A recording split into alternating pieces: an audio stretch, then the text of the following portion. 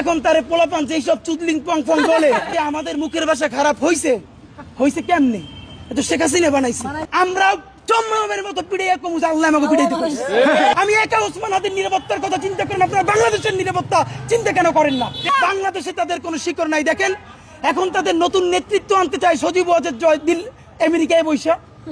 আর নিজে দিল্লিতে আছে না নাই তাও তো জানি না এখন কোন অবস্থায় আছে চিতে আছে কবরে আছে নাকি ট্রমায় আছে নাকি নাই এটা তো তার কালকে ক্লিয়ার করা উচিত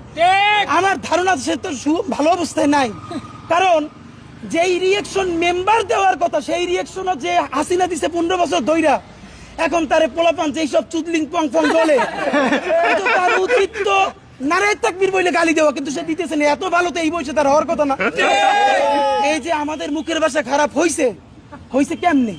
তো শেখ হাসিনা বানাইছে আমাদের এইখানে এমন পোলাপান আছে জীবনে একটা খারাপ কথা বলে নাই জুলাইয়ের গণহত্যায় রক্ত দেখা মস্তিষ্ক উইরা যাওয়া দেখা এমন কোন জঘন্য ভাষা নাই সে শেখ হাসিনার ব্যাপারে প্রয়োগ করে নাই কারণ গণহত্যাকারীর বিপরীতে মাজলুমের গালি হইল তার মহকাব্য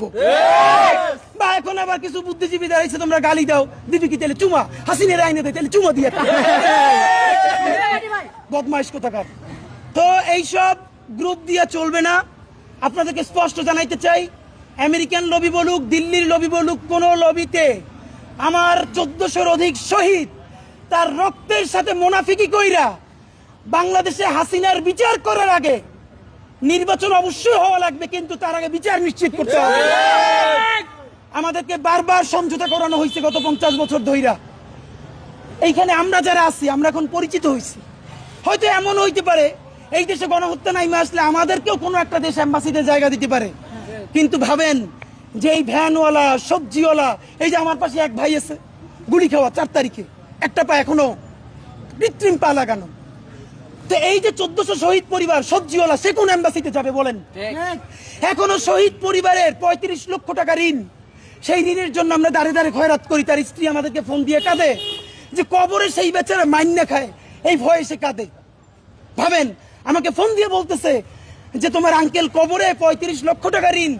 আমি অসুস্থ হয়ে যাইতেছি যে তাড়াতাড়ি মাফ না করলে তাহলে তো সে কবরে কি অবস্থা হবে আমরা সেই ট্রমার মধ্য দিয়ে আসছি আমরা আপনাদের কথা দিতে চাই আল্লাহর কাছে শক্তি চাই এই দুনিয়ার সমস্ত লেখে দিলেও যেন আমরা এই শহীদদেরকে এই জাহান্নামে গণহত্যাকারীদের হাতে ছাইরে আমরা কোনোদিন না পালাই বন্ধুরা আমার আগামীকালকে আন্তর্জাতিক অপরাধ ট্রাইব্যুনালে এই গণহত্যাকারী হাসিনার বিচারের রায় কবে হবে তার তারিখ বলা হবে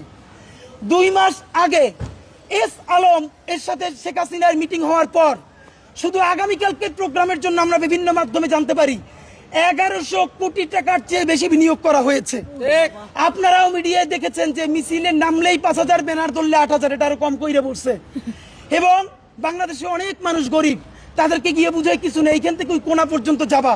বদমাশগুলো নিজেদের জীবন তো জাহান্নাম বানাইছে এই মানুষগুলো ভ্যানওয়ালা রিক্সাওয়ালা তাদেরকেও 5000 টাকা লোভ দিয়ে নামাইয়া তারপর তাদেরকে যে পুলিশ ধরে ওরা কেউ এই পুলিশ বাপের কাছ থেকে ছাড়াই নেয়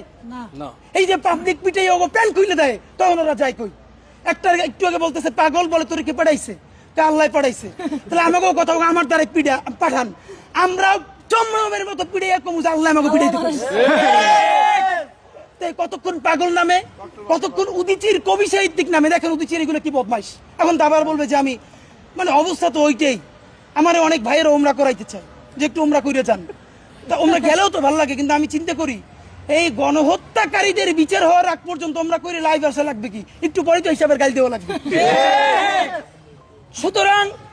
আপনাদের কাছে একটাই কথা আগামীকাল ফজরের নামাজ আমরা এইখানে পড়ব ইনশাআল্লাহ আমাকে নিয়ে ইতিমধ্যে আওয়ামী লীগের বিভিন্ন পেজে বলা হয়েছে যে আমি আমার স্ত্রী সন্তান আমার পরিবার এবং সবকিছু তাদের খবরে আছে বিভিন্ন গুরুত্বপূর্ণ জায়গা থেকে আমাকে বলা হচ্ছে আমি যেন সাবধানে থাকি এই 2টা দিন আমার যে আপনারা সাবধানে থাকতে বলেন আমার দেখে মিডিয়ার বাইরে ছুটে আসছে যে এই শহীদ পরিবারটা যার বিচার আইনা না দিতে পারলে আবারও তার উপরে গণহত্যা হবে তারা তো মিডিয়া চিনেও না তার উপরে আবার হত্যা হইলে কোন মিডিয়া তার কাছে যাবে আমার যে আপনারা নিরাপদ থাকতে বলেন আমি একা ওসমান হাদির নিরাপত্তার কথা চিন্তা করেন আপনারা বাংলাদেশের নিরাপত্তা চিন্তা কেন করেন না দেশে দেশে সবার সাথে দ্য নিউজ।